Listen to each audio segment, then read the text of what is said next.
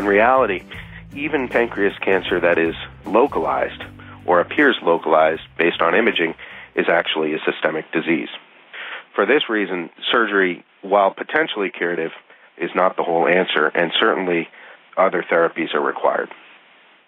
So while pancreas cancer was considered a surgical disease as recently as 25, 30 years ago, pancreas cancer clinicians now recognize that it takes a team approach to treat even localized cancer appropriately.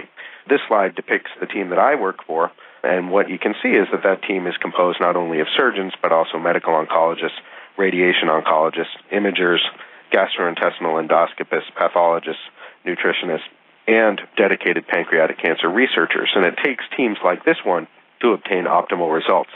Certainly, high-volume major pancreatic cancer centers who treat a lot of patients with pancreas cancer have teams almost identical to this one.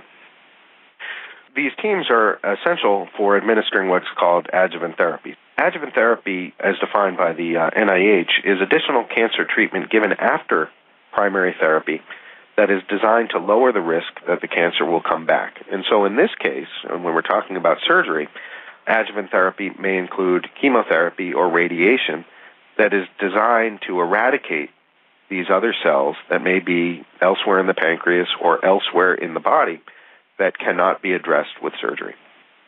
There are really two major adjuvant therapy options in routine use right now for pancreas cancer. Radiation therapy, as seen on the left hand of the slide, is designed to kill cancer cells in the primary tumor or in the region of the primary tumor, such as elsewhere in the pancreas or lymph nodes in the region.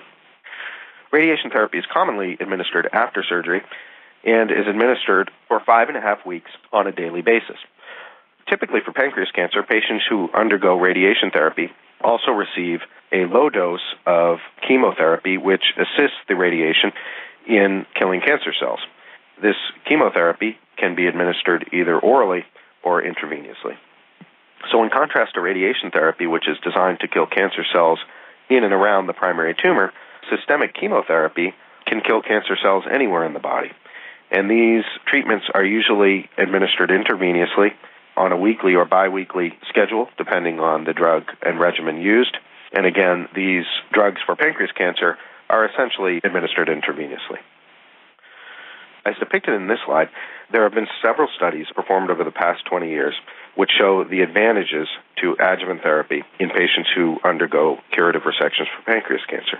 That is, in general, patients who receive pancreatic cancer operations live significantly longer when treated with adjuvant therapy than other patients who undergo surgery but no adjuvant therapy. What we have not completely established is what type of adjuvant therapy regimen to use. While it is fairly clear that systemic chemotherapy is important for all patients who undergo pancreatic cancer operations, the role for radiation therapy is not as clear. Nonetheless, typically at high-volume centers in the United States, patients with pancreatic cancer are often treated with both chemotherapy and radiation therapy after their operation.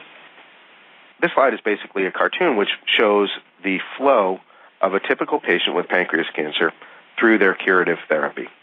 What you're looking at is an arrow that bisects this slide from left to right, depicting the time course of a given patient through their treatment. Following diagnosis, patients undergo the staging algorithm that I described in the beginning of the talk. If they are found to be resectable, they are brought to the operating room for surgical resection. Because the operation is a fairly demanding one, it typically takes approximately 2 months for patients to recover from that operation. Following that treatment break and recovery period, patients undergo a repeat set of staging studies to ensure that there is no disease remaining in the body and to serve as a treatment baseline. Following that staging, patients are treated with chemotherapy and possibly radiation therapy. This is how most patients are treated in the United States for resectable pancreas cancer.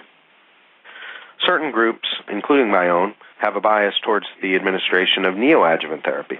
Using this treatment strategy, patients are treated first with chemotherapy or chemoradiation following their initial staging evaluation, and then undergo surgery following the administration of the adjuvant therapy. That is, the adjuvant therapy is given first and surgery is given thereafter. We believe there is a strong rationale for neoadjuvant therapy in patients with resectable pancreas cancer, although I concede that the standard of care in the United States at present is to administer these therapies after surgery. We believe, however, that at least for a certain population of patients, neoadjuvant therapy has important advantages. First of all, administering systemic chemotherapy or radiation provides immediate therapy for the subclinical disease that exists outside the primary tumor. Second of all, it ensures that every patient who receives a pancreatic cancer operation gets their entire course of treatment. Unfortunately, when chemotherapy or radiation are administered after surgery, about one-third of patients who get pancreas cancer operations never receive that treatment, whether it be due to poor recovery or patient choice or some other reason. And again, as I have mentioned, a pancreatic cancer operation alone is relatively ineffective. Giving these therapies up front thus guarantees that all patients who undergo surgery will get all of their required treatment. And finally, the administration of chemotherapy or radiation prior to surgery allows physicians a longer opportunity to better get to know the patient and their cancer and determine which patients and cancers are most appropriate for the large operation I previously described.